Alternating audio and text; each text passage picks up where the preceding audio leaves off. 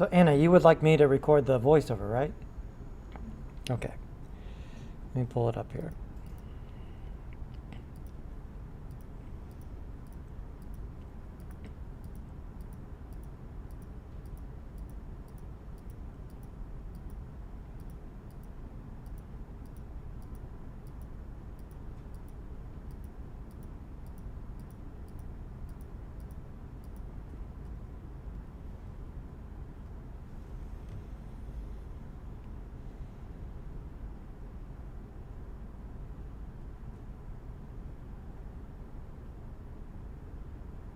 Wait, didn't I do this last week?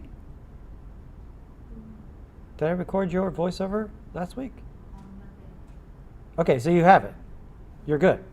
Okay, all right, yeah. So did you look at what the next step is? The animatic? Let's look at that real quick. So it's a moving storyboard.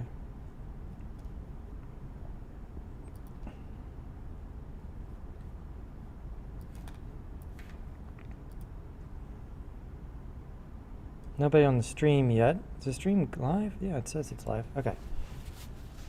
So you're also cleaning stuff up for your reel, right? Still making some changes? Reel? Yeah. Yeah, I made it as You did make more changes. Because we looked at it at least twice, right? I think? Yeah. So for the animatic, an animatic is that we want to lay out the whole thing in time. So the voiceover I gave you, cut that up into individual sentences, like we did last time, right? And then you want to just create rough drafts of the animation for the whole project, but just using your sketches from your storyboard. So in the color scope animatic here, I go over a bunch of using your storyboards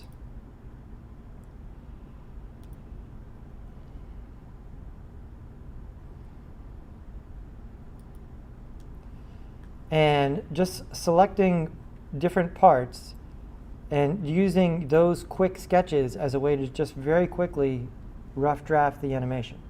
So here, this is pretty much using masks, right? So here, let's look at, here's an example of one from a while back, the one that I work on in the project. Cerulean is the color of the clear sky. The word cerulean originates from the Latin word cerulum, which means sky, and the color has been around since 1805. Since then, cerulean has been used in many impressionist skyscapes, such as Monet and Paul Signac. In 1999, Pantone nominated cerulean blue as the color of the millennium, due to the peaceful feeling it evokes. This cerulean-induced peace is also associated with the bright, clear southwest sky and the vast, peaceful sea. Does that make sense, seeing that? Right, so a rough draft of the whole thing just using your sketches and very minimal animation, just enough to get the idea. What are the major things that are happening in this scene? Make sense? Okay. So for instance, yours,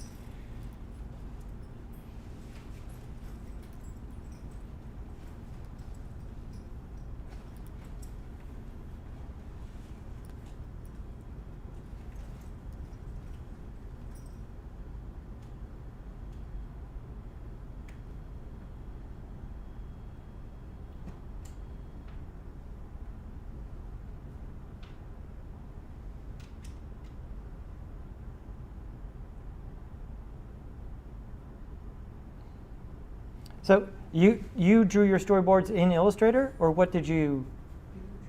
In Illustrator? Okay. Well, you can just use. You don't have to sketch by hand. You can use these in your animatic. So you're close to get going here, and we have this.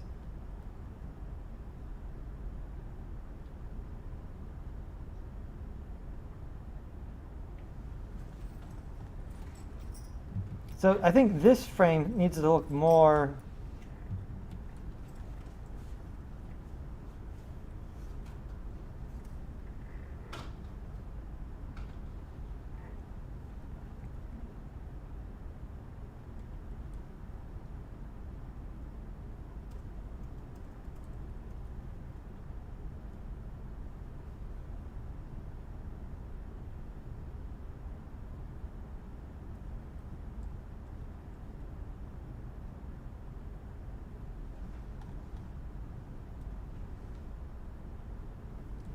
So you're good. You have some good opportunities here for this. This, I think, needs to communicate hospital more. Kind of looks like somebody who's in a sleeping bag, you know, like they're camping. So maybe something like in this that looks more hospital. But yeah, you can just bring in your storyboards here to, you know, your Illustrator files as a way to do this. And then this one here, these lines, we talked about the ripple effect on Monday, right? Right? In this, looking at this here, we want to see relaxing lines, right? I think you can use two things we used before: trim path and wiggle path. So, for instance,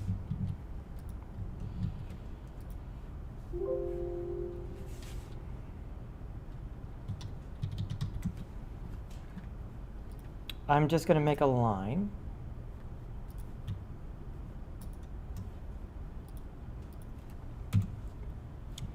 I'll call this wave. And let's dial the stroke up a bunch. And let's find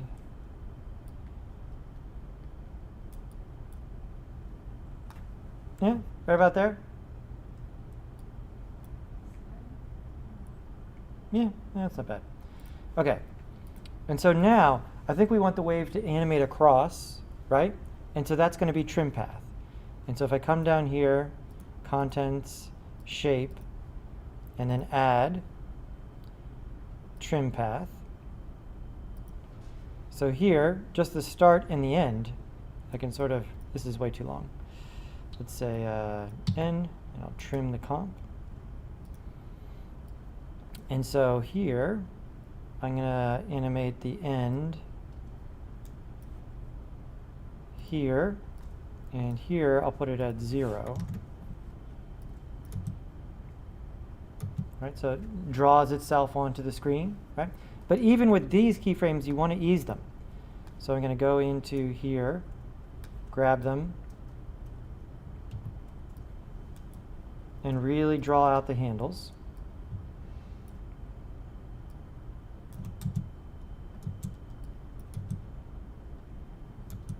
Let's give it more time.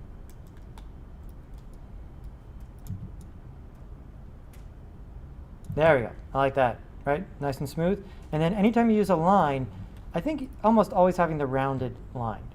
And so down here under stroke, it's going to be, you think butt cap would be the round one, but it's not. It's round cap. There we go. I like that. Now let's give it some wave, right? And so in this case, same thing, shape, add, wiggle path.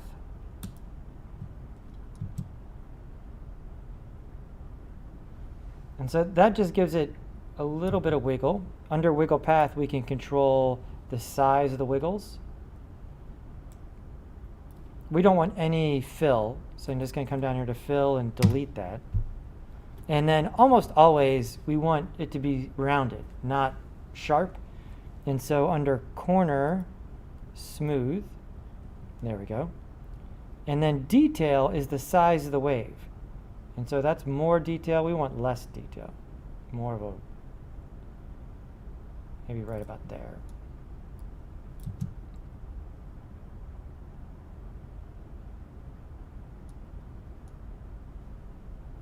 Too fast. And so under wiggles per second, I'm going to dial that down to maybe 0.5. And then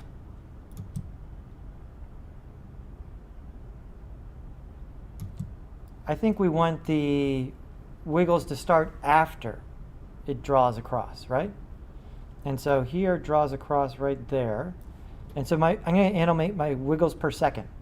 And so if it, or no, you know what? I'm going to animate my,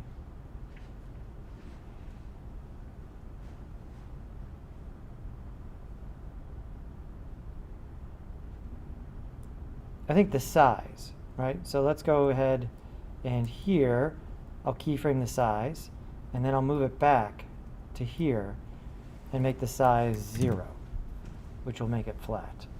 And again, I'll ease these things a bunch.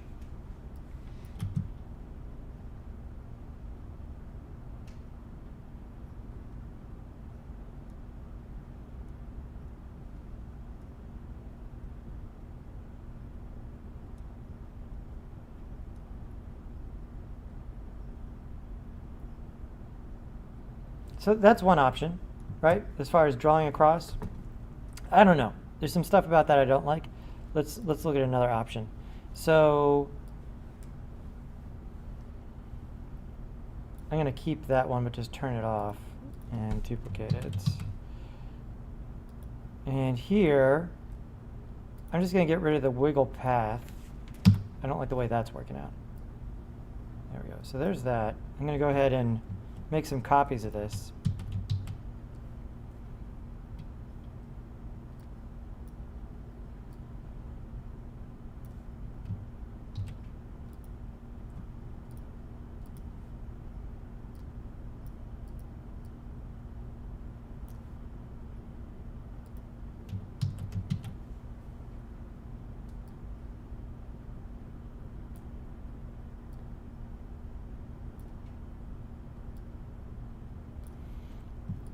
I'm going to select all of these and press U to look at the keyframes for them. And the keyframes I'm just going to stagger so that they don't all come in at the same time.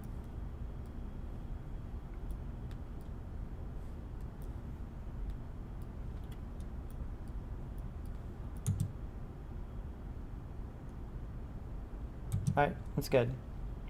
Now, the other wiggle path, I don't know. I didn't like exactly how I was working with this, the way the noise works. And so another option here, and I'll show you another, your drop of stuff, your ink, your frame, you know what I'm talking about? Mine? I think, no, Anna's. You know, the drop of ink, yeah.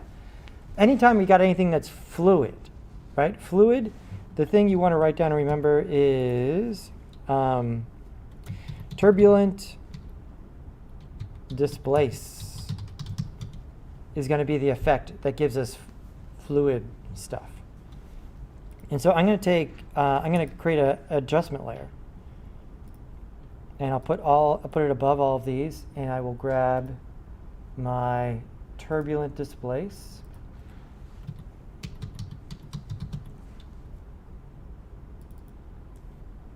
So see what that does there? It's distorting all of the lines. And so we can make this, you know, it's using noise to distort the pixels. So this is working on the pixels. The other one was working on the line, the vector. And the evolution makes it, you know, animate. And so we want this to animate. I'm going to go ahead and just, it doesn't really matter what the values are for the evolution, you just want them to change. And so I'll keyframe it at 0 at the beginning, and then I'll keyframe it at, I don't know, 180 here at the end.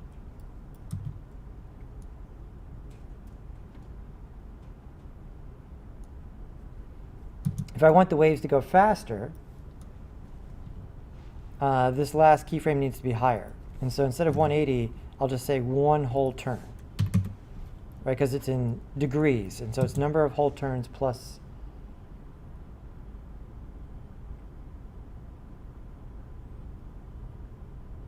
There we go. I like that. And then again, I think it'll look more effective to sequence things. And so let's have this come across and not start till about here. And so I'll say that the amount when we get here should be 50, and then I'll back it up and the amount should be 0. And so now we should get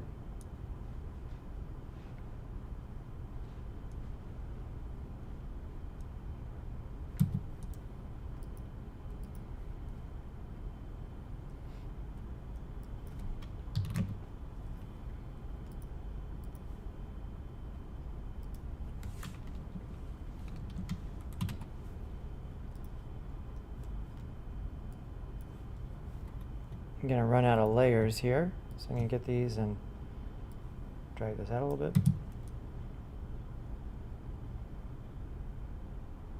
And here, let's move this one the whole way over, saying that this probably should be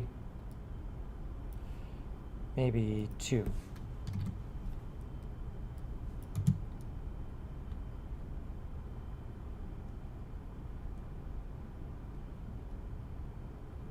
I think that's better. It looks more like water. I like the wiggling better than the quality of the other wiggle.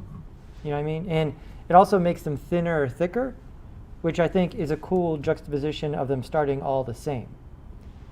Right? And so here, let's turn the evolution over there.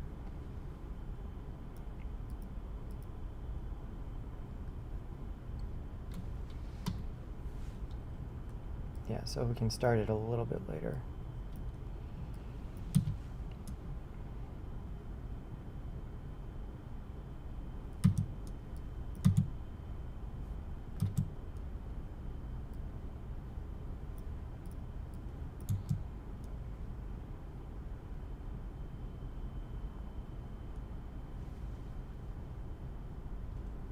I like that. Does it make sense there? So just piecing together a lot of things we already know, right? The trim path, the displace, turbulent displace, that sort of thing. And so this turbulent displace, you can use this to liquefy anything. Okay.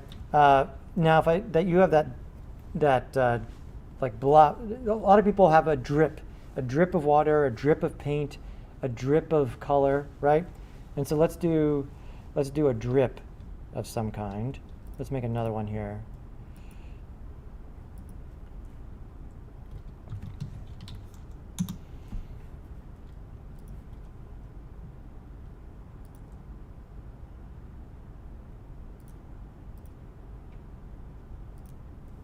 There we go.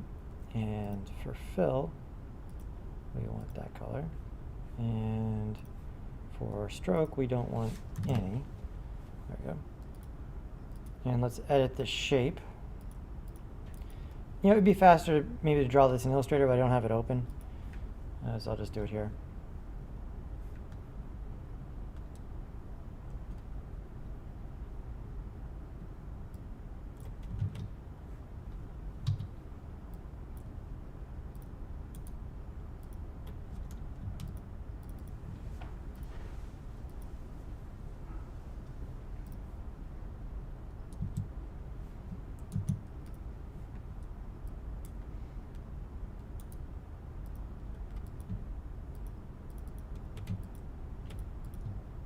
I always forget what this, there it is.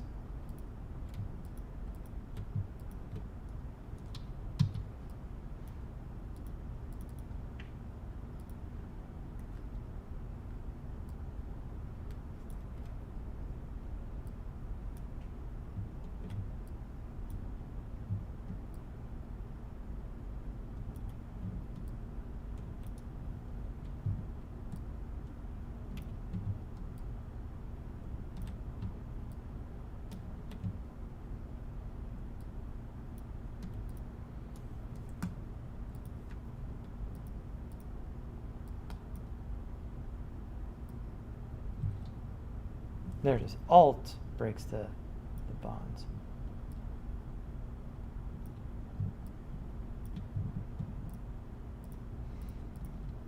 I should just do it in Illustrator. This is irritating.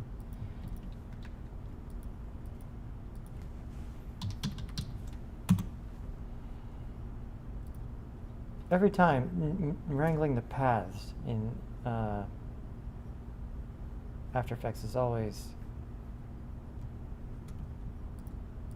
They've never really gotten this quite right. If you get the thing, that's breaking that, but I don't have 2 up here. And now I can't click on this one.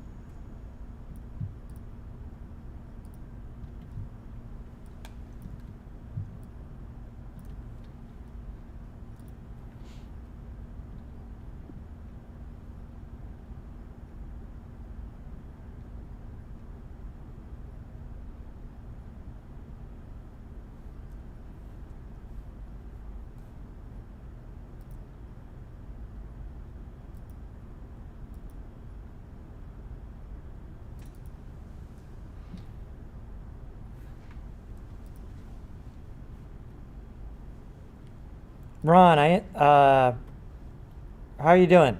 You getting caught up on stuff? Anything new we can look at tonight?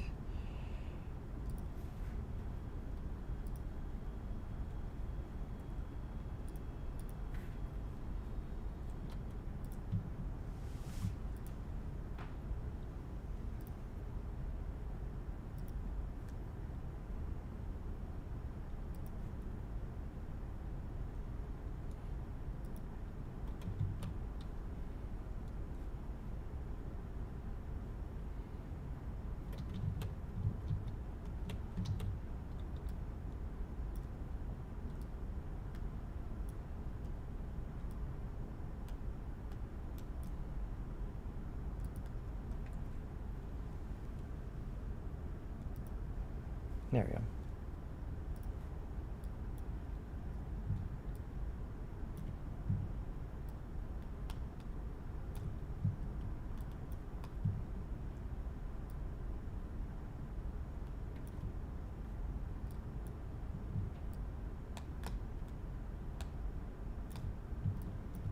I may need one more point here.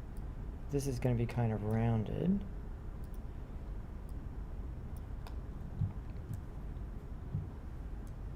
I'm going to make a point here.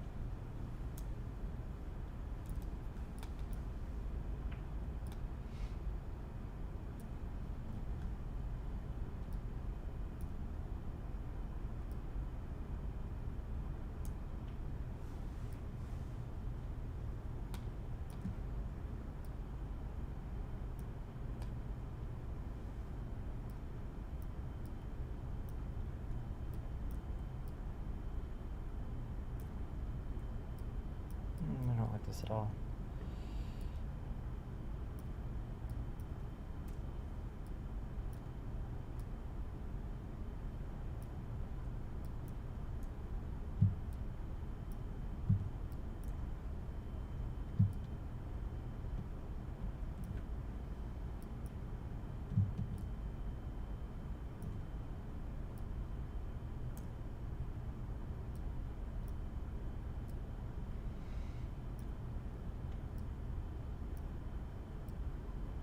Okay, there we go. That's a little more reasonable.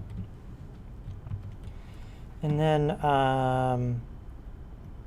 we want the drop to come down into like a sploosh, like a splash of paint or something, right? So again, let's put this on a separate layer. I'll call this drip. Make another layer for splash. And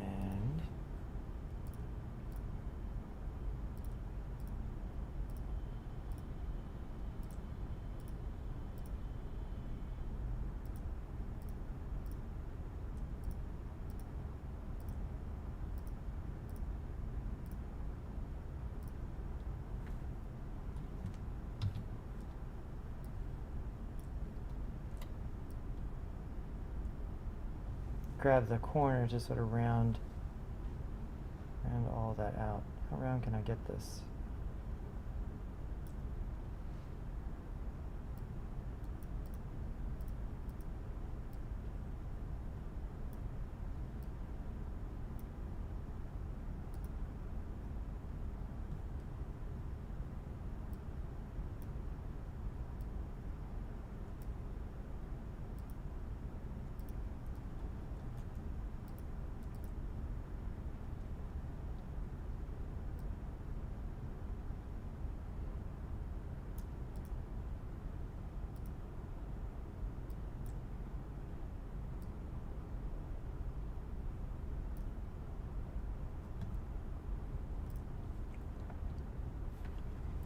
And let's make sure that they don't have any strokes.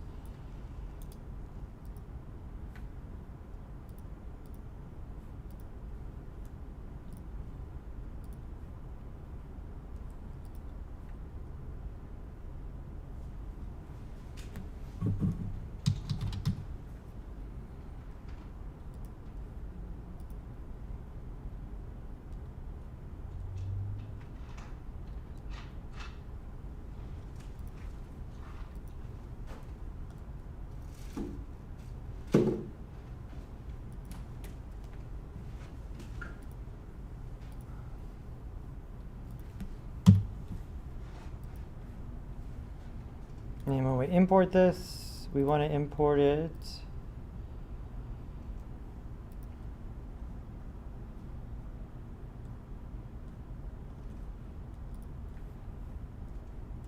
please save it. How many windows do I need to click through? Here we go.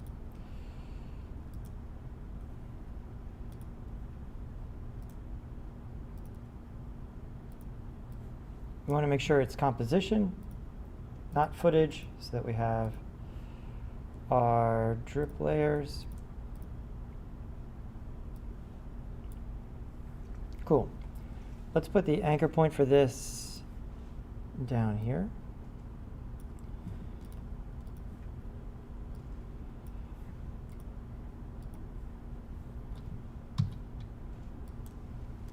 Let's scale this down a bit. Right about there. And we want this to drip down, so we'll have it start here and drip pretty quick down to, let's say, right about there. We want to make the splash, right? And we need to make sure there's lots of gravity in this. So I'm going to go ahead and separate the layers. Go ahead and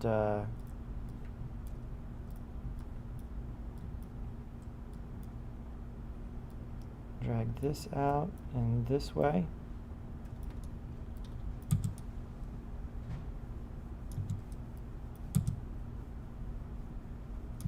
There we go. We want to have a little bit of a trail on this. I'm going to put in the echo. And again, negative 0.001, number of echoes, maybe 5. And we will say composite and back. There we go.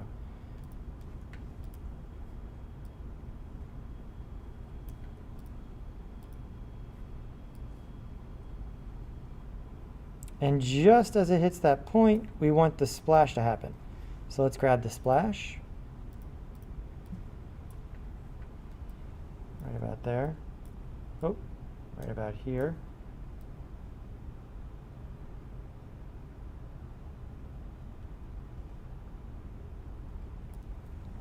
And so this needs to scale up. And so it needs to get to here-ish. So I'll keyframe that. And then back here, when our drip is coming down right about there, we need to be at 0. And this should ease as well. We want to ease quickly and then slowly. So kind of like that.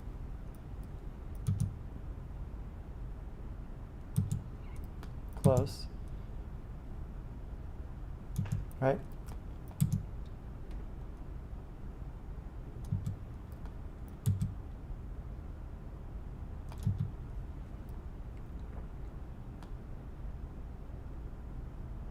And I feel like it's could go back just a few frames.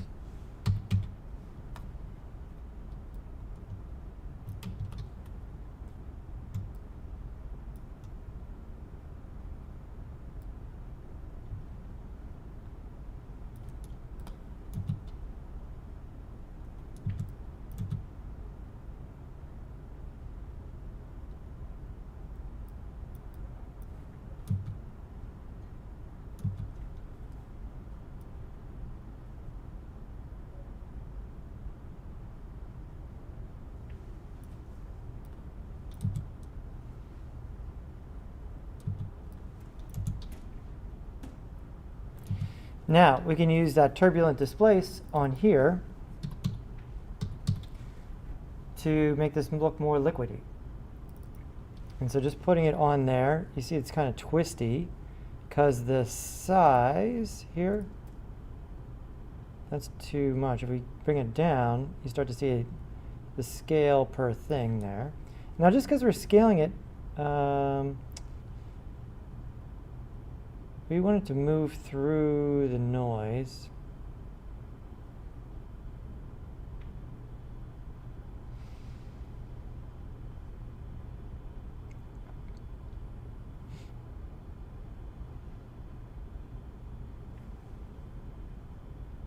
And so our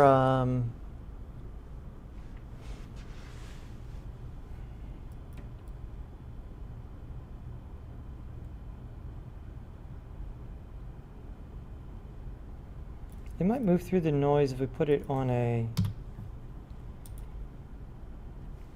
adjustment layer. Let's see.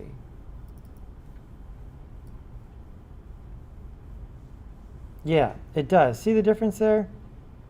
And so if we bring the size down,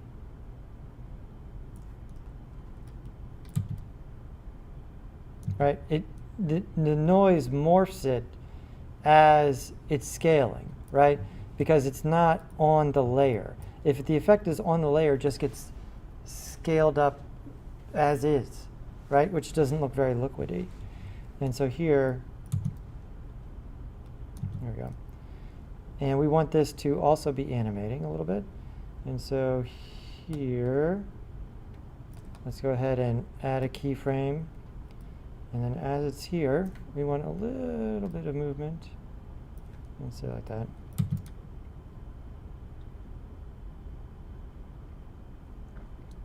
Just a little bit of oozing around.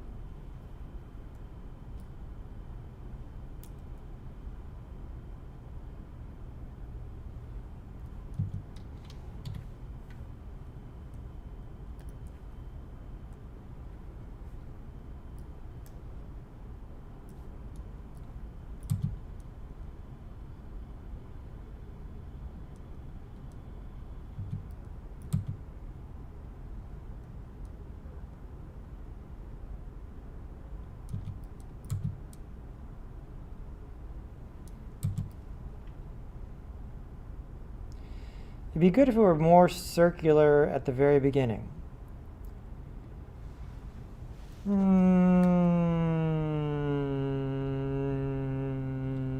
A couple different ways to do that. I suppose the most direct way is to animate the path. If I want to, let's try one thing first.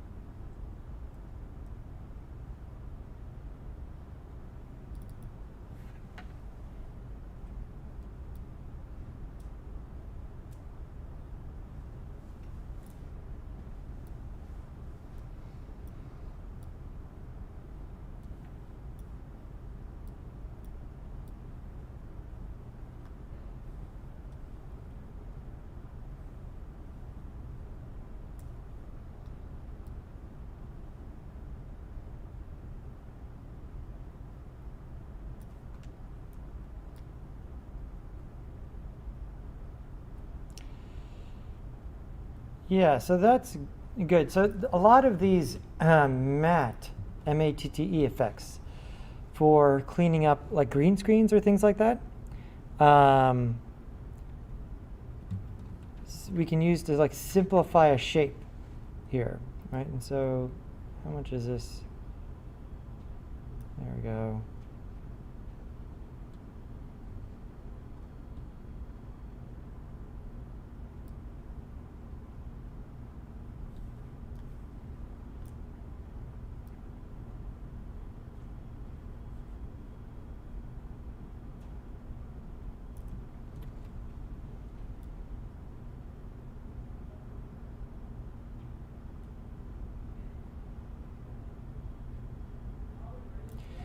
So this, here's some, you can look at this on the thing, but these are the values I ended up using here. Just cranking up the softness way up here, way down here, and then the iterations. So it's just sort of simplifying that shape because we want it to kind of branch out. And so here, once it starts doing this, I can go ahead and animate the softness out of it. So back to 0 here, and 100 there, or 0. There we go. And so between there and there we go.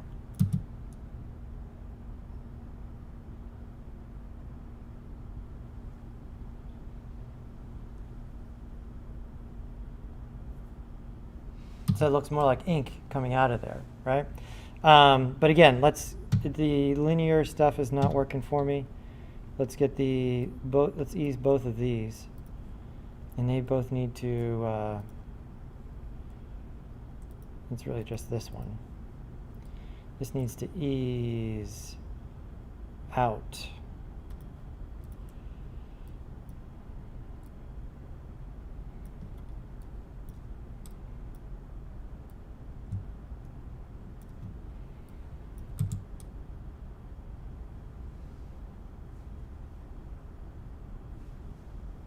There we go.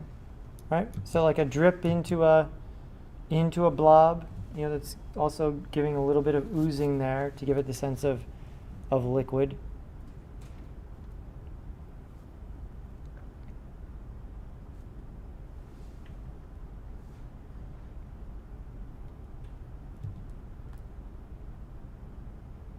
And so right when it gets here,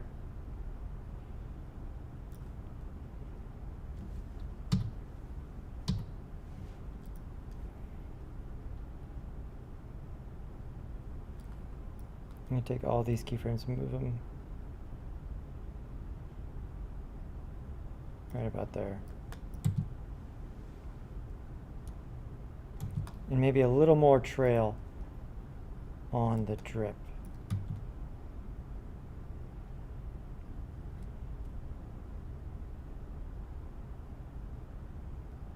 Why do I feel like I'm not getting much trail there? I've got composite in back. Number of echoes, -0.00. Composite in front. There should be more echoes there. -0.01.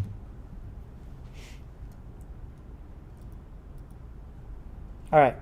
As always, if something in After Effects is not working like how you want, pre-compose and apply again. So I'm going to copy this, delete it. I'm going to pre-compose this drip.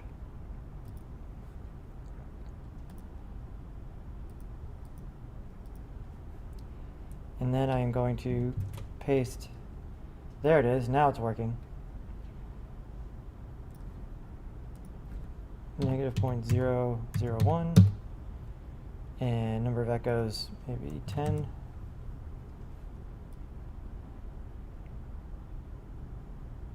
Right, just give me a little bit of that smear on the drip.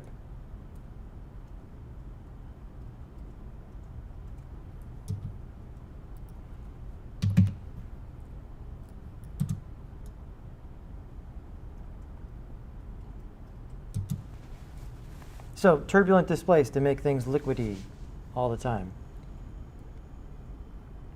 Make sense? And then I think your building, the building, Why don't we make that in Cinema 4D? Okay? Yeah, that'd be good.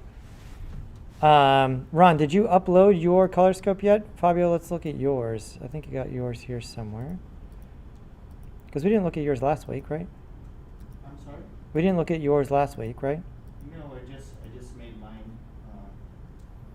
Well, yeah, I just filed that yesterday. Okay, so you're doing blue. I remember you saying that before, right? Yes, we saw part of that on because I post some of the things on YouTube, but yeah. Cool, so blue is the world's favorite color. Blue is calming, relaxing, and gives a feeling of peace, but also an impression of authority. The blue color represents depression in American culture. The expression feeling blue is associated with sadness. With sadness? Yeah, it makes more sense. Cool. I like that, and I would like to use that as my how to start my with shades of blue. Mm-hmm.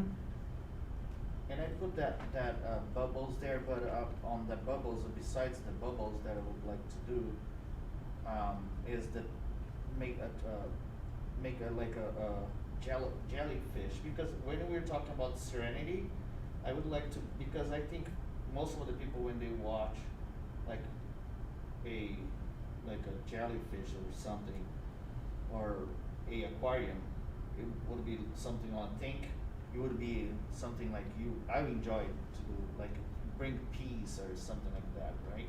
Yeah, I like jellyfish a lot. And then another, I would come up with another transition like coming. My idea of transitions are like the camera going, the animation is going on, and the camera is going in, and then it's going on revealing everything in the back, from the background to the Foreground? Yeah. Okay. and then and this idea was making like a little turmoil thing. I don't know how to say that thing, like, you know. Spiral. A spiral, and then is small and get big, expand, and then everything comes out of that spiral, and then we could animate all of that, you know, twisting around that spiral as kind of like a world or something, and all with shades of blue too. When I say something about that, I don't know. I came out with that. What is the name? Lighthouse or something. Lighthouse, yeah. I don't know if it is gonna be a good fit there, or I can come up with another thing. I don't know. And my idea is when I'm talking about that blue is calming, blue is this and that, I would like to get something abstract, like, and I think we can do that through what is the name of that effect? You can do with displacement too, right? Displacement or particles? Yeah. The particles would be the best thing to do that. And What's this about? huh? Oh, is this the authority part?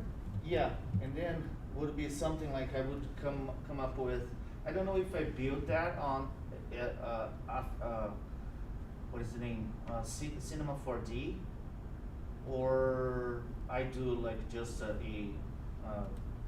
Illustrator part of and then I'm gonna use the dynamic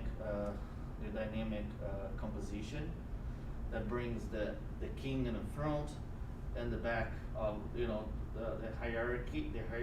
Hierarchy, yeah. Would be like back in different shades of blue too. Cool. All right, that works. And then when I come up with the scene that I'm talking about, in America we have like it is linked to depression, and my idea was making balloons or somehow something like I'm gonna make like balloons in blue, like pulling that picture or the frame and showing a person like depressed and in all, you know, and then make a little, I don't know how can I. The idea What was is this making part? A little shadow. That is a flag that was okay. to represent about United States. Oh, okay. I don't know if I would keep it that. What do you think? It would be coming up like this. There's enough here with just the balloons carrying the picture. I mean, yeah, I think you're fine. I mean, maybe you could put like a American flag pattern on the balloon or something. Okay. You know, that would keep it simpler. And then we zoom in on the picture. This is the picture. No, this is another picture. When I say that when I'm talking about the feeling blue is associated to sadness or with sadness. I think what I'm gonna do is make her hair it's gonna start blue, and then the formation of the hair is gonna start like wiggling, and then she's gonna show her face. I don't know how I would do that. I would like to do something like the hair revealing her face and then her body, and then she's sad and crying. So yeah, I don't know. That's hard to visualize right off the bat. But what I'm trying to say is like the hair would be like moving. Yeah. And then when the hair goes to this way, it would reveal her face or something, and then keep going on this way, like wiggling around it.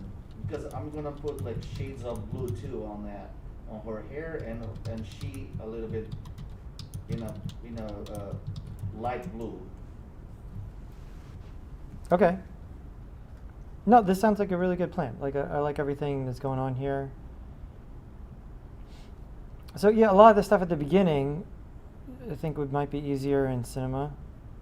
I was watching a tutorial to make a jellyfish. Yeah, so we can talk about that too. But so if you just made a color card, right? And so if we want this to be flat, just using luminance, and then the color would be flat, no matter what angle we render it at.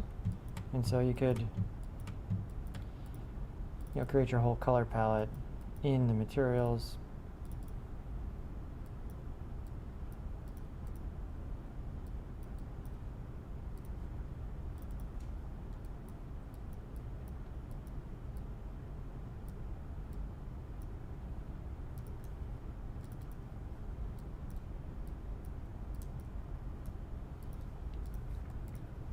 And so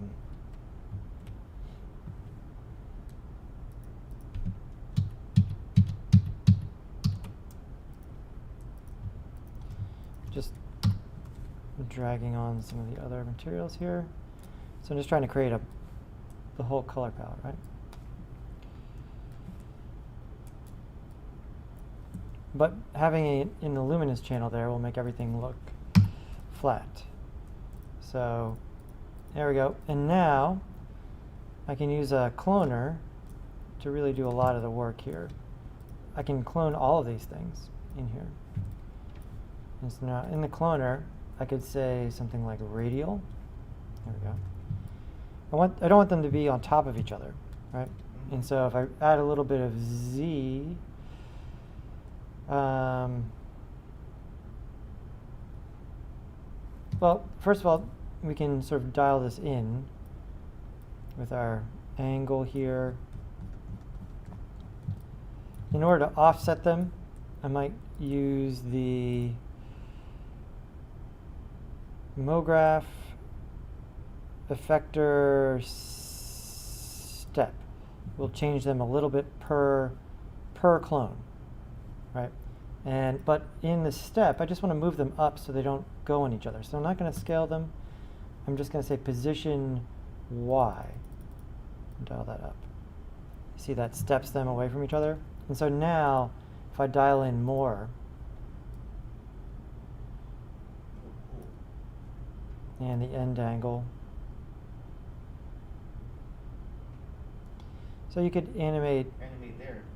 Yeah, animate that, or you know, depending on, yeah, it could be something like that. I don't know if we had more.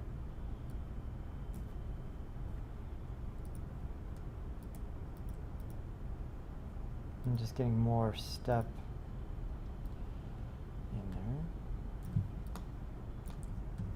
there. And maybe we just look at it from the top.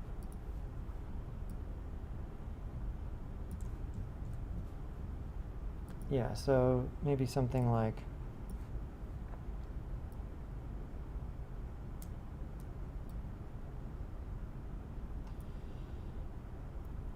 end angle, and then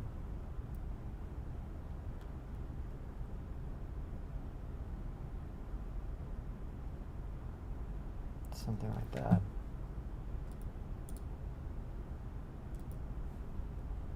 And again, we want this to be quick and then slow.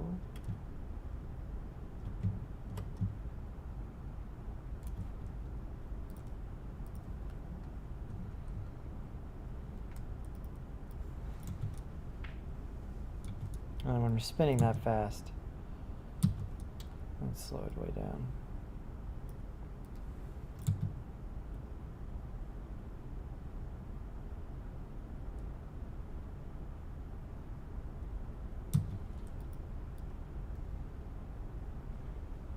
Camera would go in the middle. Yeah, so I think just shooting down on it.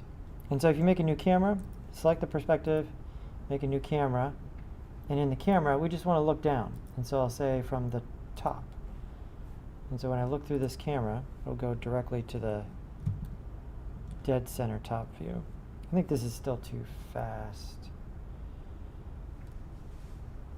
Let's make a few changes here. So this is 24 FPS, some more time. Let's say 500 frames.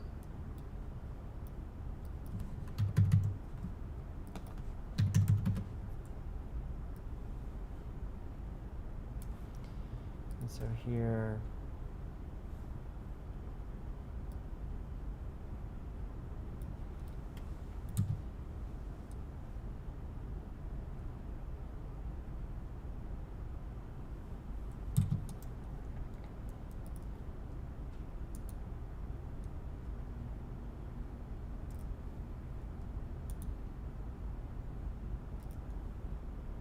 where is the window?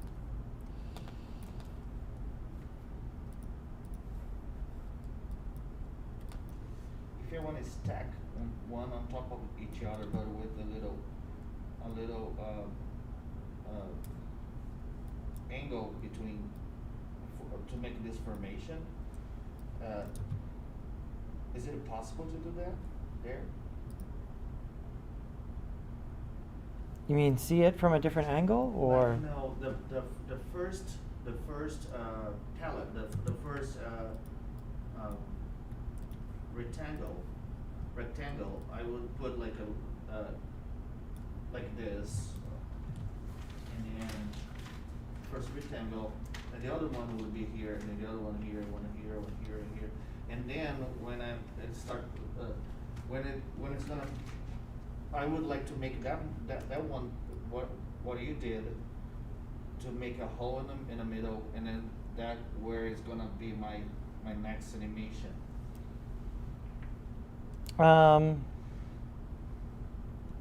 It basically it is a little bit about whatever I saw on CNN that I think you could animate a little bit of this radius, right? So this sort of gives them all.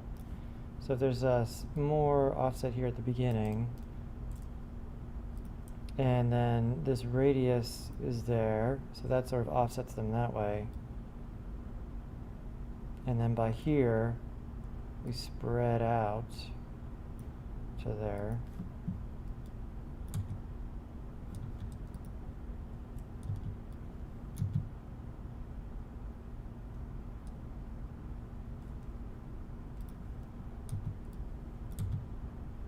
Yeah. And then, yeah, maybe we don't start with quite as many, so you can animate that as well. So here, like we want to be at 140 maybe by here, you know, and then here at the beginning,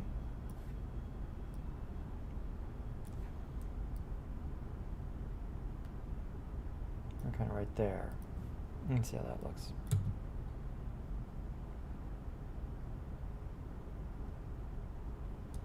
You'd have to play with it, but you know, this, you know, this set of things, you know, is going to get you there. Okay.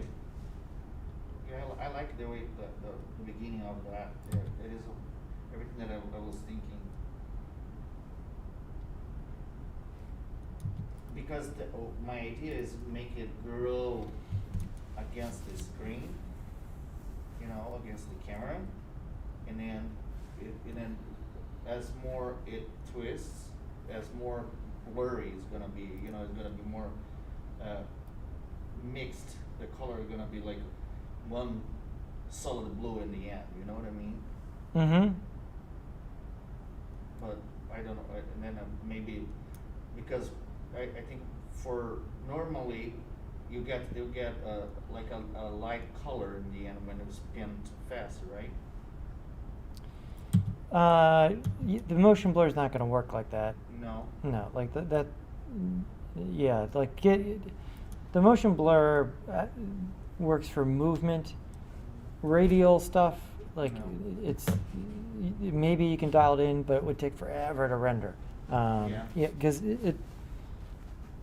to do that kind of motion blur is non-trivial. So you would just need to animate your own blur over it, you know, like just animate a, you know, like a blur of color or something like that. So the jellyfish, there's a couple different ways to go about this.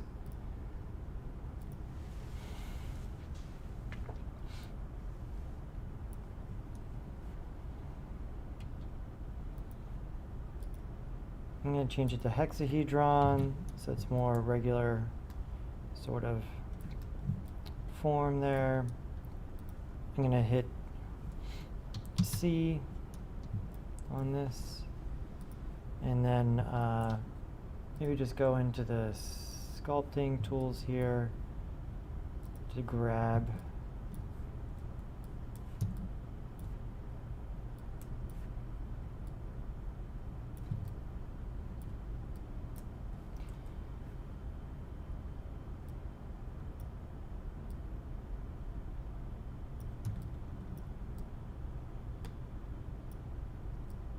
I should flatten this out a little bit first.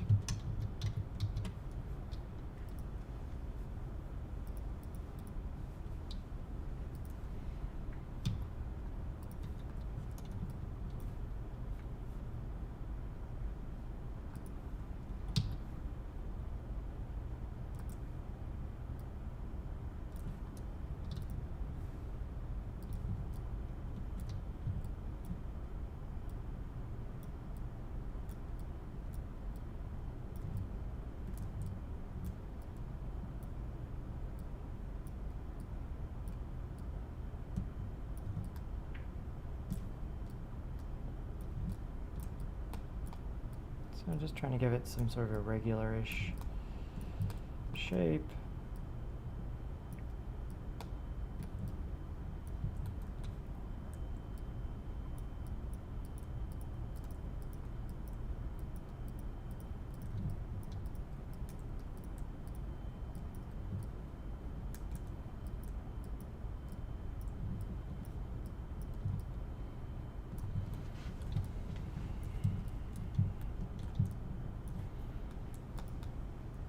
There's a couple of things here. So to give it that sort of see-through look, again, if we turned on luminance and gave it, you know, one of the brighter blue colors,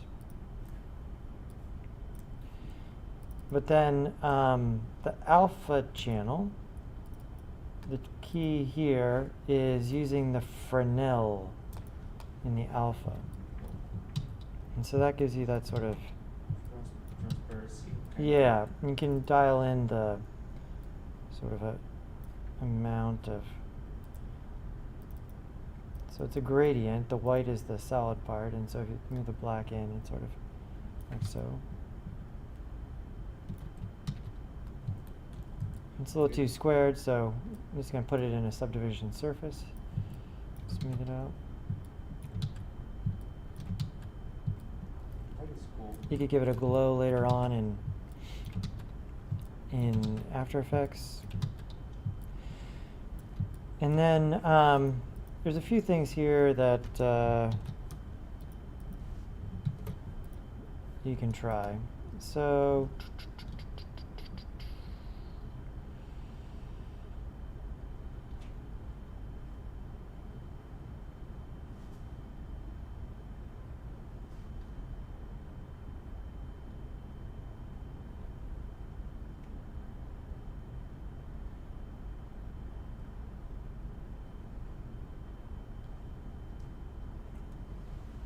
Like the hair, you know that hair that you do like a splines with, and then you turn to hair, as we did for the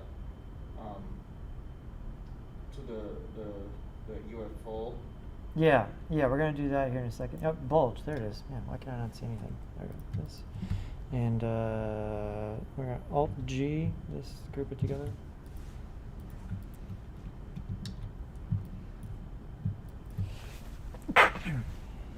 Thank you. So in the bulge, under fall off, I'm going to say linear.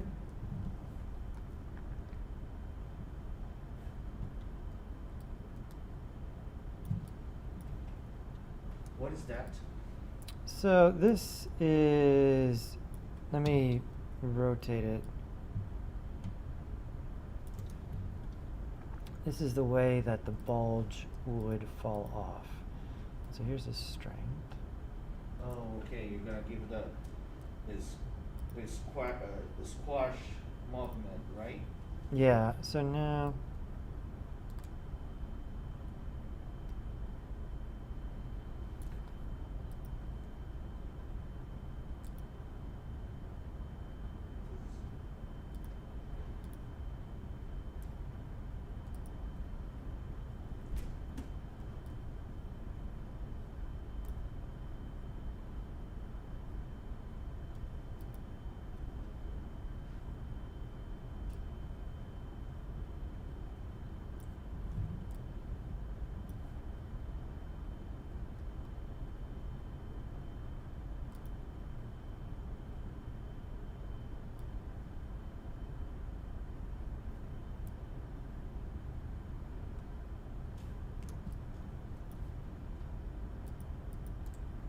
I've done this different ways, but I'm trying to remember to get it to repeat easily.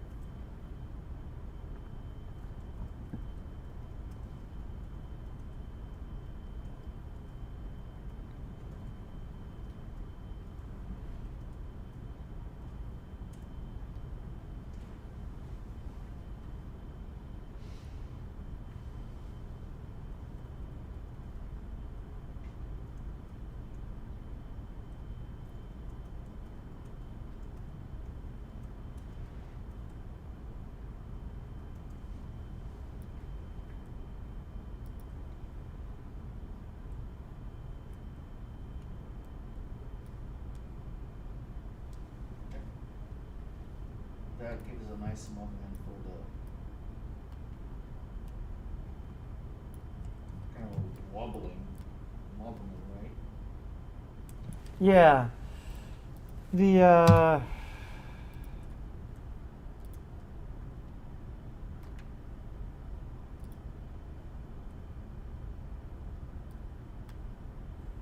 And you animate the deformer? yeah, we're gonna animate the deformer, but I'm just trying to remember exactly to get it repeating easily in a way that's gonna make sense.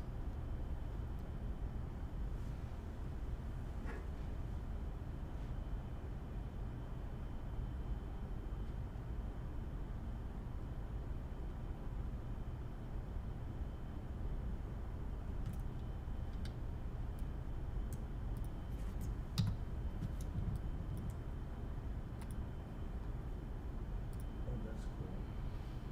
Yeah, so the formula deformer.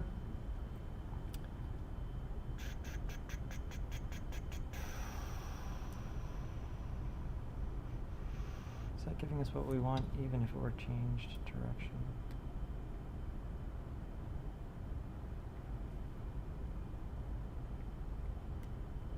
Yeah, that's kind of giving us what we want. It just needs to be wider.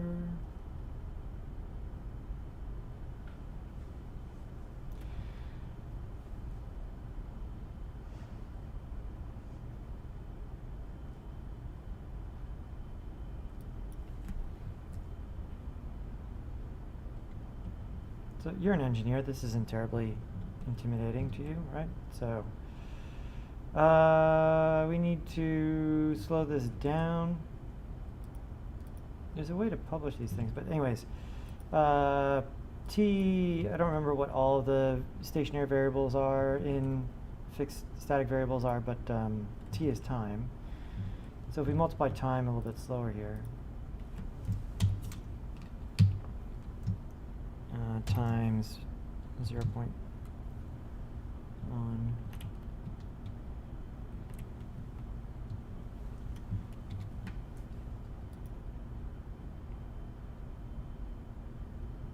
There we go. That's better. What is U? Let's look this up. It should be in the help. U and V, yeah, are the horizontal and vertical axes, right? And so we should put an Y. that may be a little too slow. Let's say 0.4. There we go. And so now, yeah, because U is just giving us the up and down effect, times 0.2. I think this might spread it out, 0.4. Nope, that's sort of the amount of the effect, so this needs to be less even, 0.1. There we go. And then, yeah, our U here. Change for V? No, I mean, we are in the right direction. I just want less of it. Oh, okay. So times 0.3.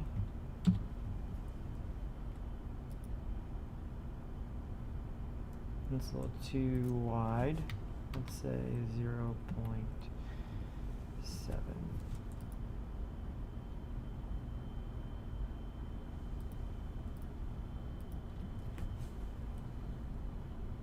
0.5 would be good.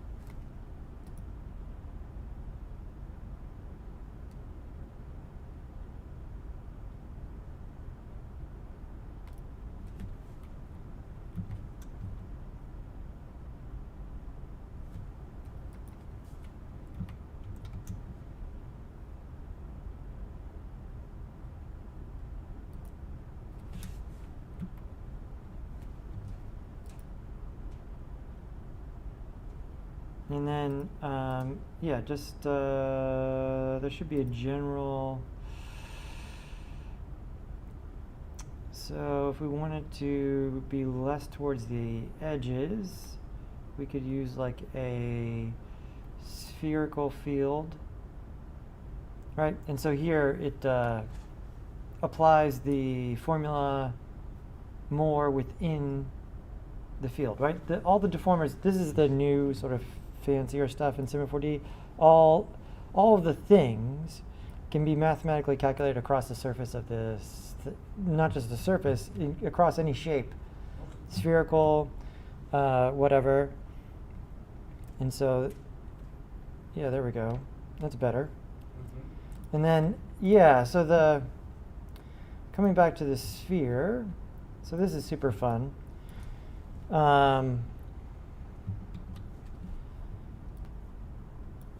In cinema, the hair can be really fun, and so I think it's under simulate, isn't it under simulate? Yeah. And so I'm gonna hit C on this, and I'm just gonna put a vibrate tag on it just so it moves around. And say, give it some rotation and some position. There we go. And now I'll come to simulate, hair, add hair. Do I not have this selected? Simulate, hair, add hair. There we go. And so now, yeah. And if you render, those are the guides. And it fills it in with because it's designed to be a hair system, not a tentacle system by default. But those are the hair, right? And so if you were to see what this looks like being rendered, let's not save it, but let's see all of this stuff.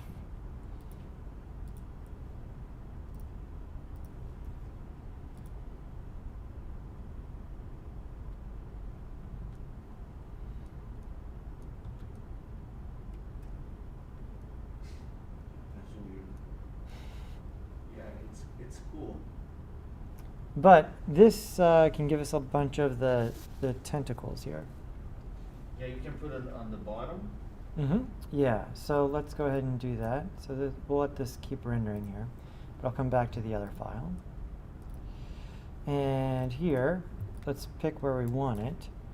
And so I'm going to say UL for loop selection along the bottom. I didn't change the geometry, I just sort of pushed things around. So I should be able to get this loop.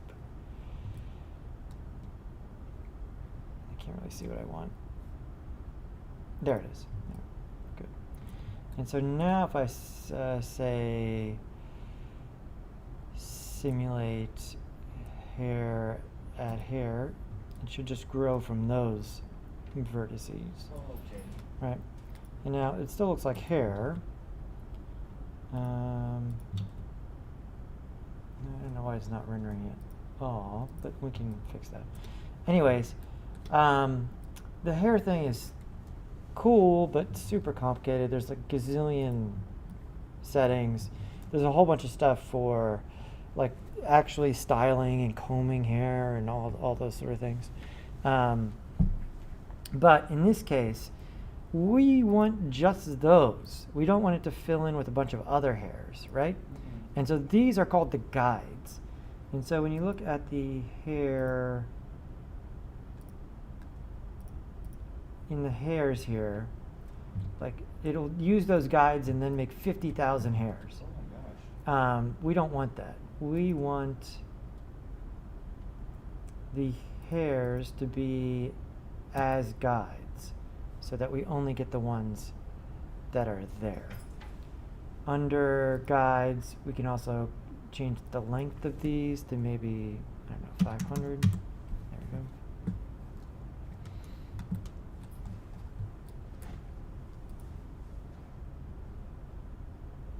And it should propagate to that other stuff.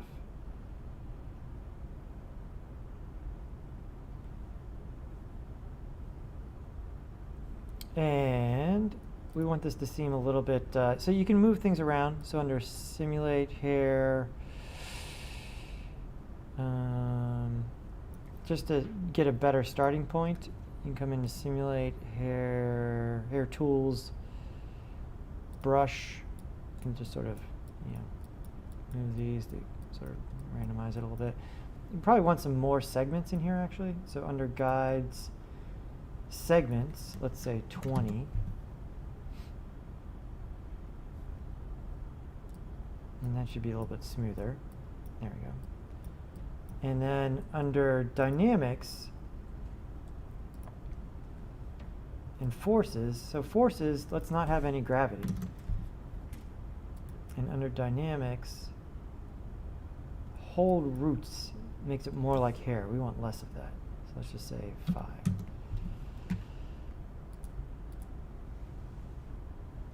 If I want to put the hair not in the edges of the selection, but in the middle, is it a possibility? Yeah, you just would select all those points. Oh, okay. And now, so it's moving with that. We don't want any, we need to make it no stiffness.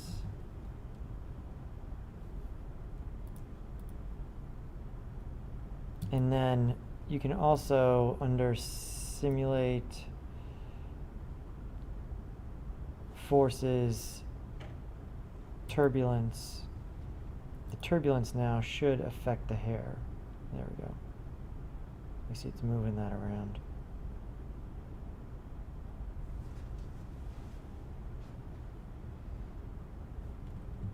All right, we got to get that stuff to, so it's rendering. And I can change the thickness from the top down. So yeah, here the thickness and stuff is in the material, not in here. Okay, so that's the other thing about it. It's like a bunch of the functionalities in the object, the other functionalities in the material. And so here we want this to be, like our other one.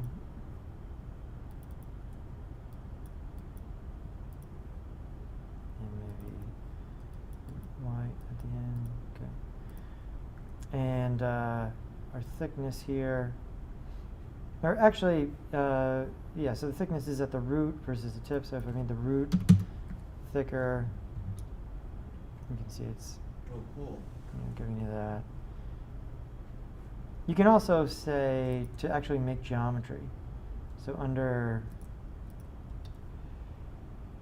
Generate, Sweep.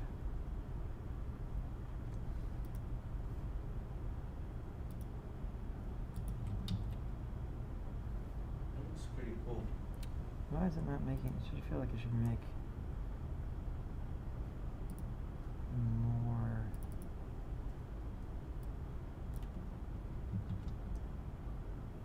No, it's making that thicker thickness.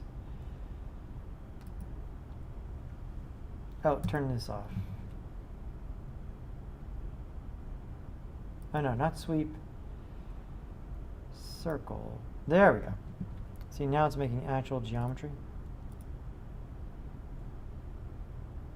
Kind of became like a geometry, like has Yeah. like a tube. When it's geometry, then you can put the same material on it that you have on the jellyfish. Oh, cool. Why is it not? Are we not seeing that? Generate dynamics. Generate render hair circle on free advance frame update.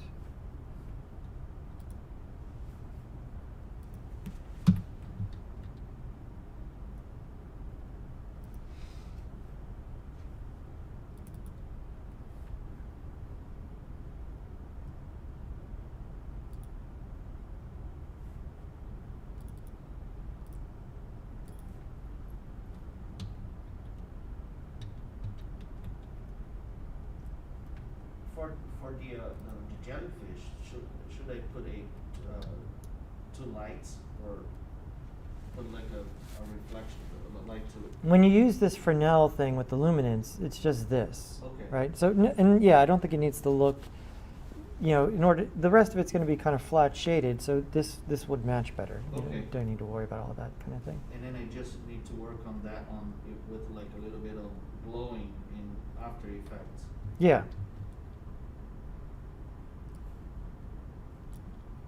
And all of your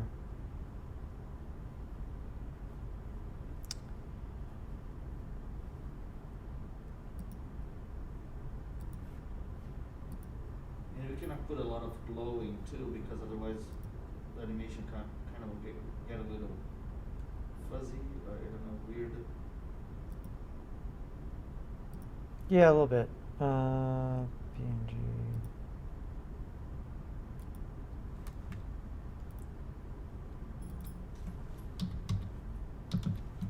I think the way that it is already would be a nice representation for. Has a little, looks like it is the real glowing of the. Yeah.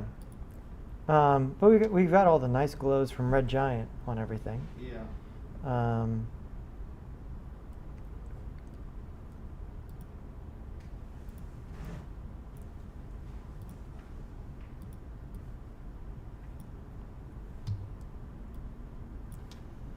And so if you look under RG,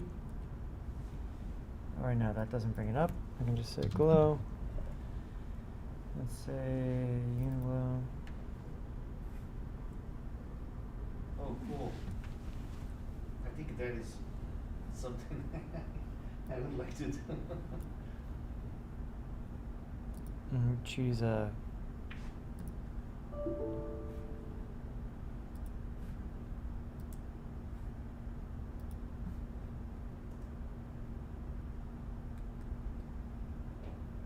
This is the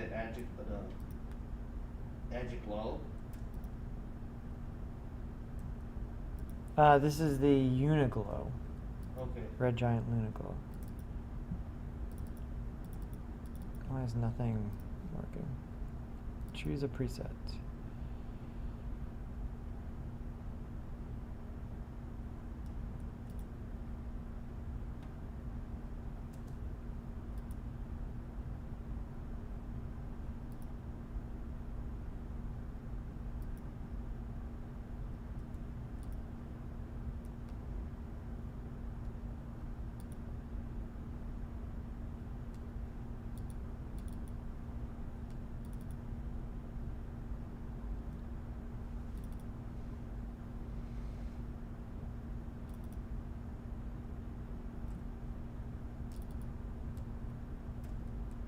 There we go, that's kind of nice and soft.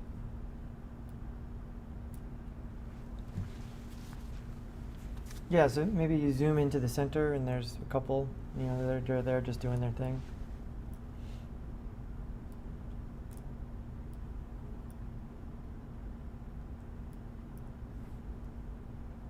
Because I was thinking to go through them, like keep going through them, and then behind all of them is gonna be another animation, another scene or. Yeah, I mean, I wouldn't try and do too many, really. I mean, cloning something like this, it's a whole bunch of parts that are going to move, is going to be, let's see if it even works. If we come in here and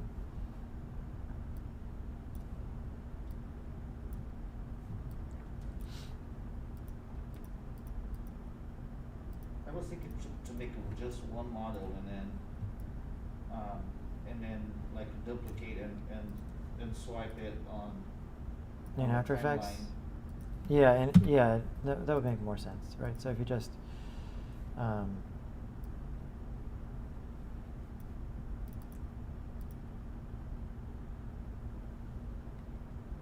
because basically they're gonna be almost this. They're gonna be the same, right? yeah, and so if you, yeah, you could, let's go to modes. This would be in add. And so now, I'll take another one over here, you know, scale this one down. The glow's too big, so the size maybe 20, maybe 10. There we go.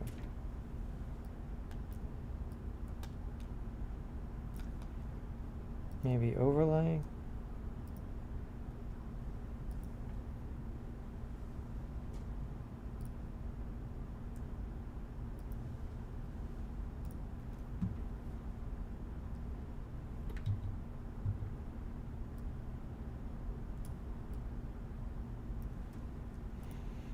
Yeah, so when you render it out of Cinema, I would move the camera way back so that there's plenty of space around. And if you're just rendering out one, you could use a bunch of pixels, make it 4K or something. That'll give you more than enough to work with when you get into After Effects to create a bunch of them there. That would be the easiest way. You mean what you're saying is I rendered it far away and then what you said about the 4K? Well, just so that you don't run into this problem, right? If I scale this one down, Yeah. we're getting the edge mixing here. Mhm. And if there were way more space around it, Mhm. then we wouldn't have this issue, right? And so if I come down here and render this,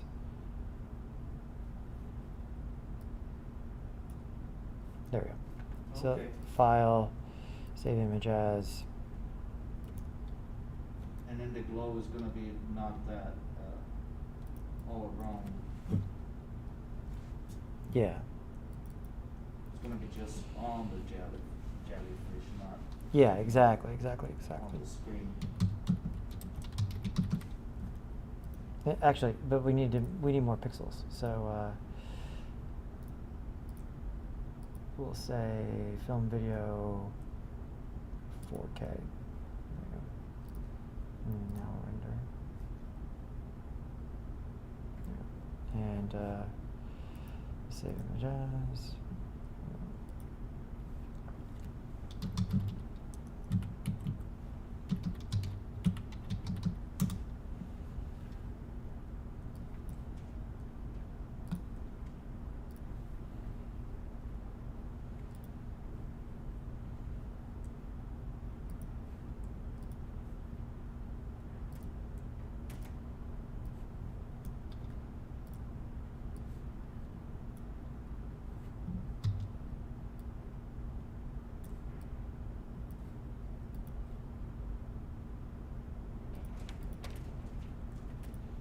And yeah, actually, probably applying the glow to the whole pre-comp, right? And so if I just all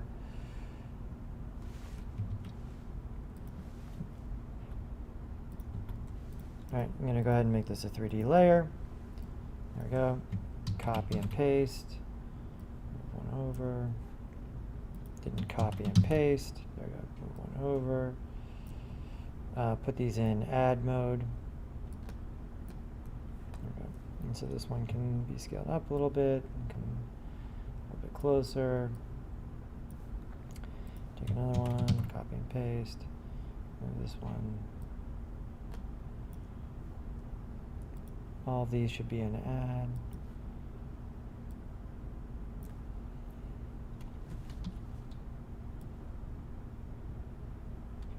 There we go. And then I would, yeah, if we put it in a adjustment layer, then grab the glow. Not what we want. So let's try pre-comp. Pre-compose all of these gels, and then add the glow. That's what we want. There we go. And then you can also get that job making another Prevagen commercial. The what?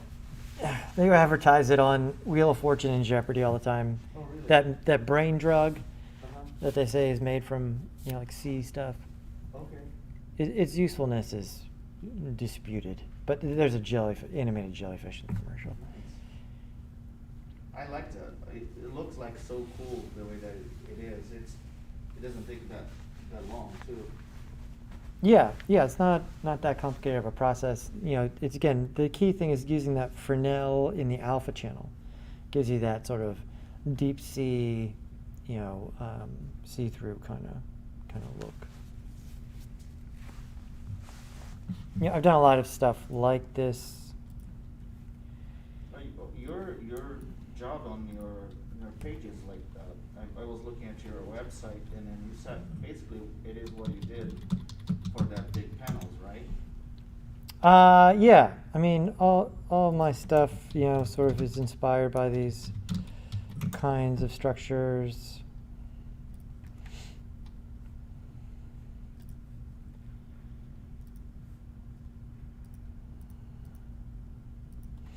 This was part of something else. So there's some, you know, more of this where it was like sort of like a multi-part thing.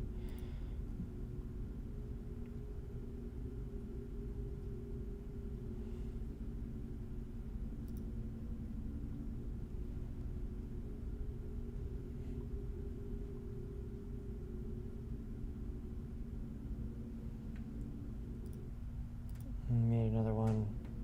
Oh, that's cool. Yeah, it's a lot of the same kind of technique with a few other things. And one's a little weirder. Looks like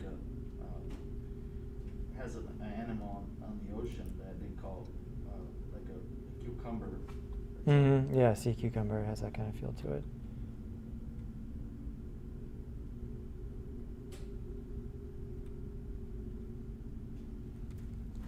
These are part of the, when I did some stuff at the art museum, they were there. Mm-hmm. And then my interactive thing is up until Sunday in Scottsdale. Next Sunday? This coming Sunday, yeah. Oh, this coming Sunday.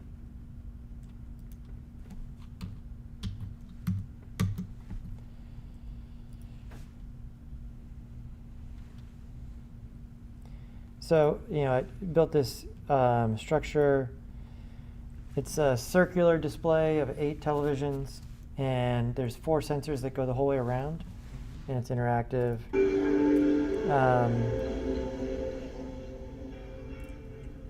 And this is in Scottsdale, just south of the canal, part of Canal Convergence.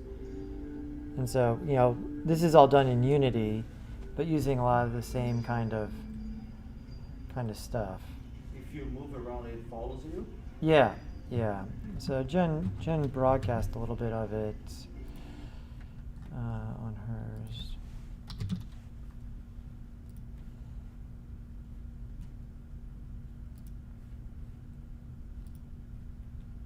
And so you can see people sort of interacting with.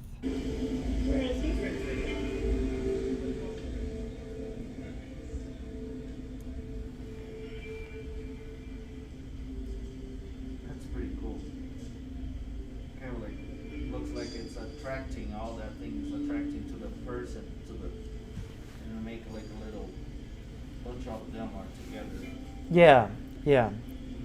Yeah, there's like some just general particle stuff happening, and then there's a bunch of like simple attraction physics kind of stuff, where, you know, they stick to you a little bit and then they release and that kind of stuff. But this is up until Sunday over in Scottsdale, south of there, Canal Convergence. And then, yeah, the same kind of like movement is in some of the things for this piece. I think you'll see some of them here.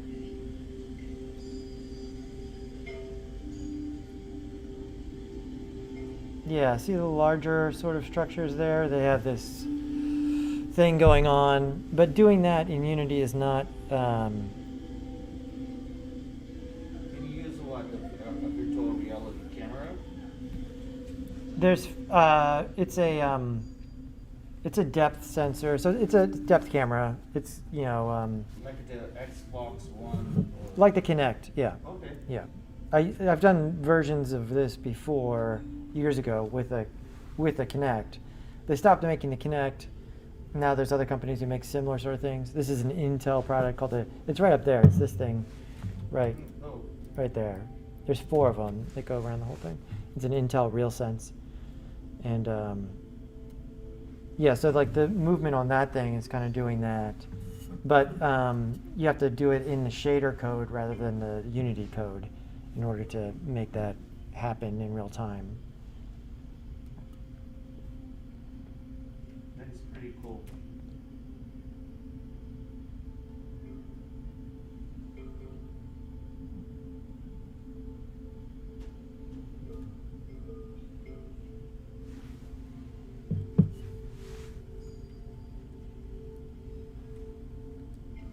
Ron, have you been stung by a jellyfish?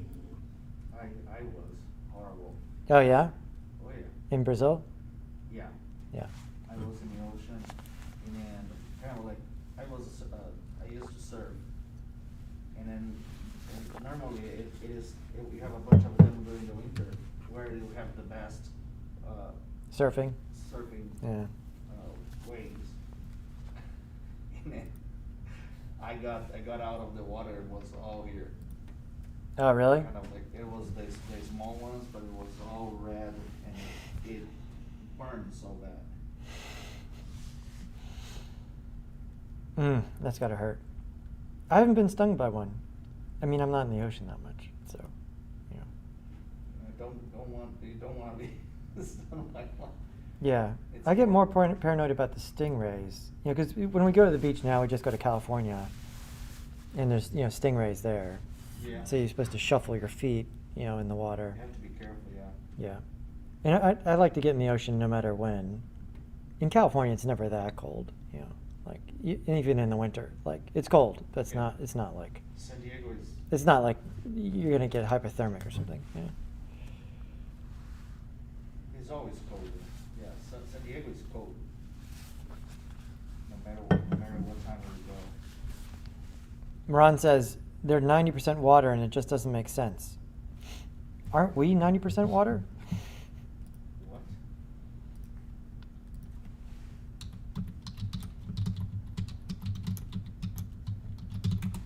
I mean, it's like a lot. 60%. And 6% of, and then we have the rest is the land. Jellyfish are really weird, Ron.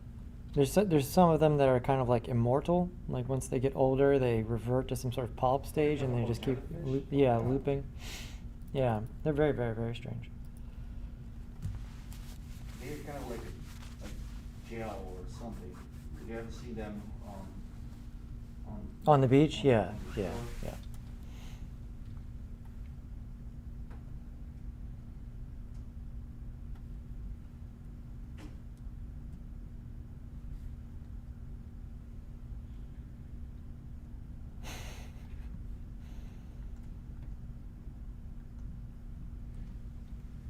Yeah, I think there is one scene.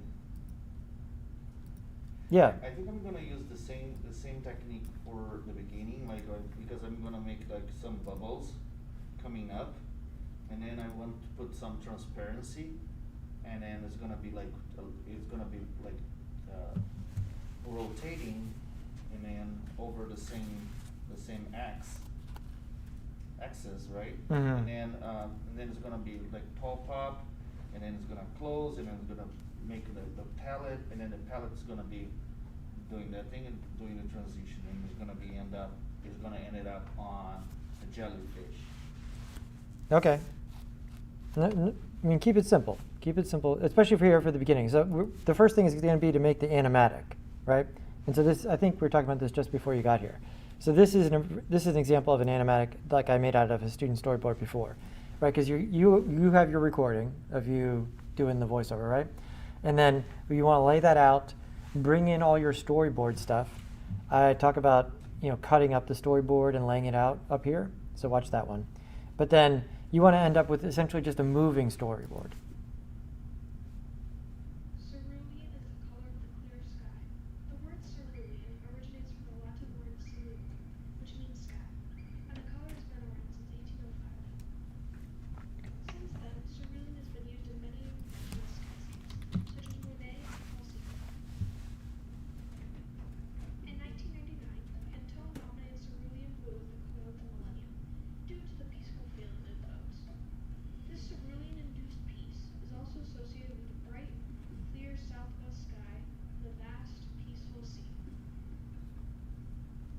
kind of like a brief of the animation, right? Yeah, yeah. So laying it all out in time, just roughing in the animation, like just enough to, if you get caught on something, just move on to the next thing. We want to get because we want to have these ready for next Wednesday, so we can keep rolling with the schedule.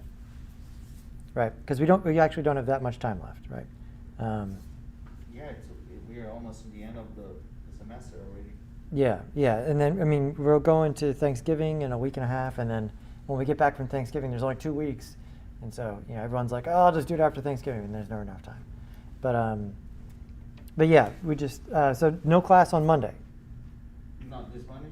Yeah, so I have to go deinstall the TV thing. Okay. And so we don't have class on Monday.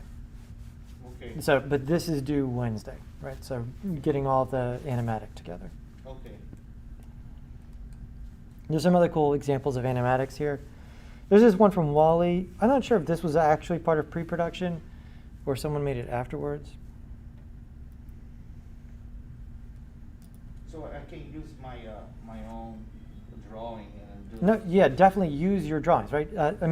Anna already did a lot of her sketching in Illustrator, so she's just going to use her Illustrator drawings to rough out the animation. But whatever you have for your storyboard, use that, right? Because our next job, after we make sure that it makes sense in time, then we're going to create all the full real assets, that look good, right? But I don't want people to waste a lot of time making a bunch of stuff that they may not even use because their whole plan didn't make any sense. Yeah. So, Ron, who is AIM-S? I always forget. You guys gotta get caught up here. You gotta get the design brief going, because I did post all of the stuff for the color scope on Canvas, and yeah, I've been lax about the deadlines up until now, but now we're running out of time, right? I can't be lax about the end of the semester deadline. Like, the semester ends when the semester ends. So, but usually people can turn it around and get stuff put together. That time is almost the same time that we have. Oh, a minute. Okay, right. I don't know why. I always think, I'm like, Amy, do I know an Amy? It's a minute. Okay.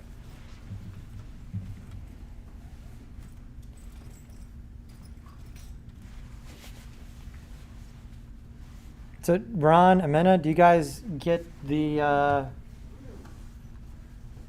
animatic sequence here?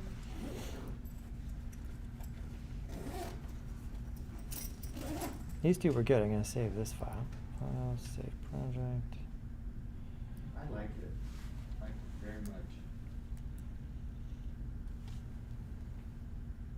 And Ron, I talked about your NFT question in the other class.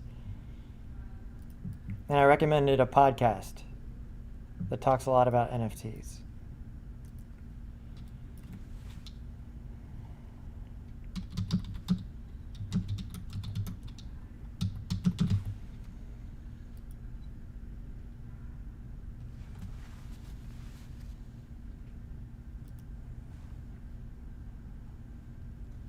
Can you animate I was Sunday I will have like a recorder. I will record like a theater choir. Yeah, it's a choir. So they want me to record some burn some DVDs or Blu-rays. And how do you animate the first screen? Can you animate the first screen on? Oh, like the menu screen on a Blu-ray? Yeah. I don't know anymore. It's been forever since I did that. I don't think I've ever done it on a Blu-ray. I've done it on like a DVD. What? I don't even. God, what was the program you used for that?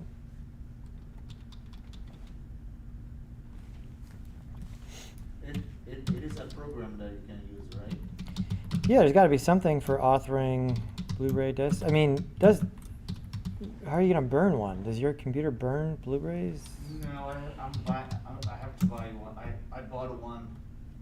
external DVD. External thing. Blu-ray DVD. It is a reader and a writer. I'm gonna get it tomorrow. AZs.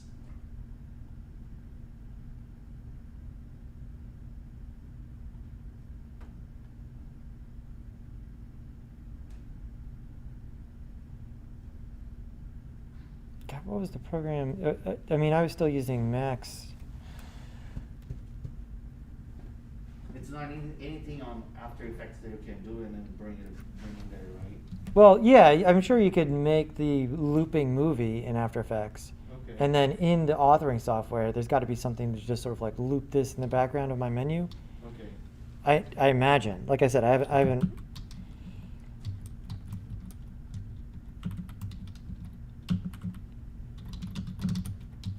Windows have something built in there. Yeah, what was the program? I haven't thought about it in a long time.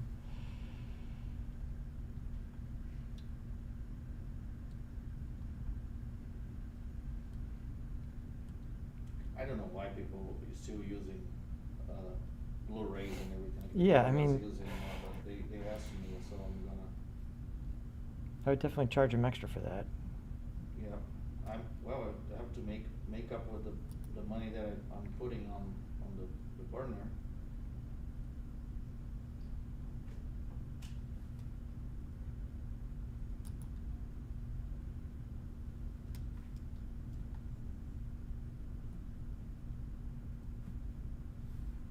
Yeah, I don't know.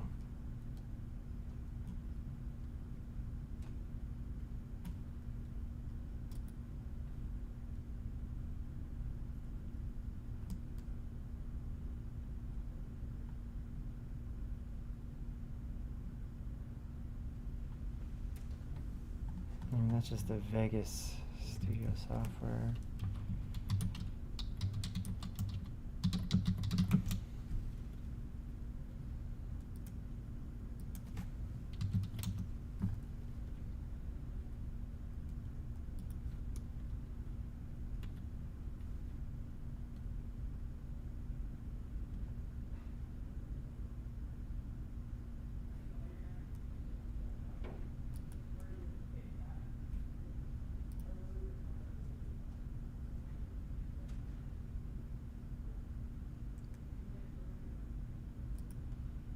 I mean, all this stuff does not look good.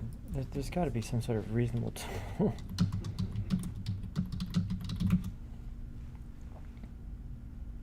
Oh yeah, yeah. So Roxio was around before. This is what I used before. Roxio? Toast, yeah.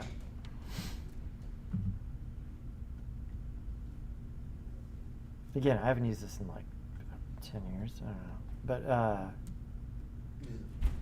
$90. yeah, I mean, I don't know if you. Yeah, and so this. Yeah, create movies with menus, chapters, titles, presets, all that business.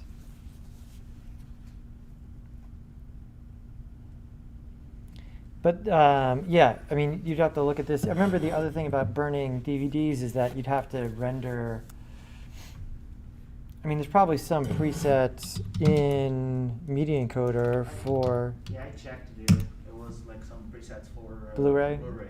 Okay, yeah, because I remember DVDs, you needed the video and the audio in separate files. It has a codec that. That does that. Yeah. Yeah. So, I mean, maybe that's still the case. I looked at the media encoder. Has a lot of presets. I think most of the normal. I'm gonna in high definition like HD 1920 by 1080. Nobody else have 4K TVs, and you know, yeah. A lot of the, I don't know. What do you think? I don't know. Did you shoot it in 4K? I shoot it in 4K because when I'm editing, if I need to zoom in, zoom out, I have space to do that. I don't have any pixelating. I don't lose quality. Yeah, So, I mean, but when I'm I sure run HD is fine. 1920. Yeah, I mean, all the TVs are 4K, but they all do upresing. Like the installation, that's all running at, those are 4K TVs, but they're all running at HD, because 4K TVs being powered by a computer is not, possible or easy, because that's a huge amount of pixels, right? Because each 4K is 4 HDs. Yeah. Right, so it's like a ton of pixels. Yeah. Right, so those are, but all the TVs do, they have like built-in hardware upresing, where it takes the HD and smooths it out a little bit. And it's really hard to tell, like, especially for video. If you pause a still and you look at HD next to 4K, and they're right next to each other, like, people in this class could tell. But like general civilians who are just like recording their choir are gonna have no idea. Yeah. Yeah, it is what I'm gonna do, because otherwise, I always shoot in for 4K, and it basically it's gonna be just 2 cameras. I mean, Mhm. I'm using 2 cameras, so it's gonna be just changing from Yeah, one one, to the the other. other. Yeah.